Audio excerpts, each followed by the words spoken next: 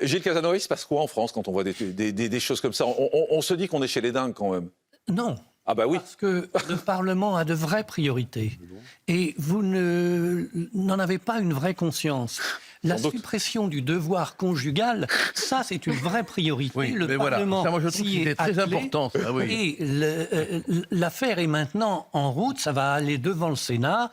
Et ça Oui, c'est mais vraiment non, il important. s'occupe de choses graves, Parce que, oui. vous comprenez, on est dans une société ubuesque, mais tout est ubuesque. Exactement comme tout à l'heure sur la crèche, on dit mais faut regarder où sont les responsabilités. Et là, on se pose la question. On voit bien qu'on est dans quelque chose d'absurde, mais chacun des acteurs dit ce que je fais est logique. Et donc, ça veut dire qu'il faut changer la logique.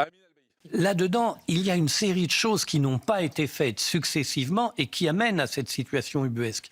Premièrement, quand on définit l'obligation de quitter le territoire français au QTF, on ne met pas une liste d'interdictions qui irait avec pour une raison, c'est qu'il doit quitter, donc il va partir. Donc on ne va pas lui interdire de se marier puisqu'il va partir. Ah non, il Mais devrait partir. Ensuite, deuxième époque, on ne les fait pas partir. Bah ouais, c'est ça. Et troisième époque, comme le QTF, elle a une limite de temps, le QTF finit par tomber et si la personne n'est pas partie, eh bien, elle est là dans une situation intermédiaire, elle est clandestine, mais elle ne s'applique plus rien à elle.